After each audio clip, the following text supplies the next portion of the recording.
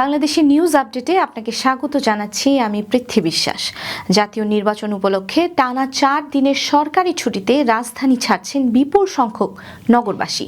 এতে ঢাকার সড়কে যাত্রী চাপ কয়েক গুণ বেড়ে গেছে এবং তীব্র সংকট দেখা দিয়েছে গণপরিবহনে। এই পরিস্থিতির সুযোগ নিয়ে বাস, রিকশা, অটোরিকশা ও সিএনজি চালিত যানবাহনে দ্বিগুণ থেকে 3 গুণ পর্যন্ত ভাড়া আদায়ের অভিযোগ করছেন যাত্রীরা।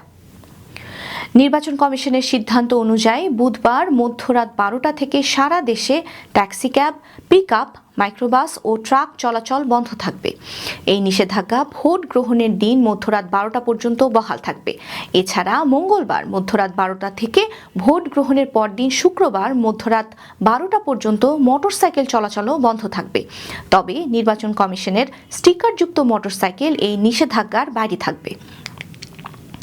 পুলিশ জানিয়েছে সারা দেশে 8,770টি ভোট কেন্দ্রকে অতি ঝুঁকিপূর্ণ হিসেবে চিহ্নিত করা হয়েছে।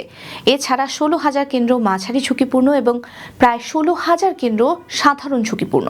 উচ্চ ও মাঝারি ঝুঁকিপূর্ণ মিলিয়ে প্রায় 24,000 কেন্দ্রে বডি অন ক্যামেরা ব্যবহারের পরিকল্পনা রয়েছে। পুলিশের মহাপরিদর্শক জানিয়েছেন এসব কেন্দ্রে থাকবে 3 স্তরের নিরাপত্তা ব্যবস্থা, যার প্রথম স্তরে দেশের 42,779টি ভোট কেন্দ্রের প্রতিটিতে পুলিশ মোতায়েন থাকবে।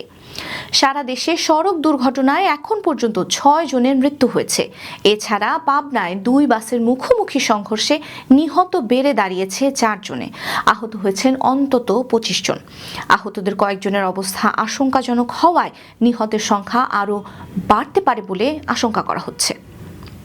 অন্তর্বর্তীকালীন সরকারের উপদেষ্টাদের সম্পদের বিবরণী প্রকাশ করা হয়েছে। এতে দেখা গিয়েছে প্রধান উপদেষ্টা ডক্টর মোহাম্মদ ইউনূসের মোট সম্পদের পরিমাণ 15,62,44,065 টাকা।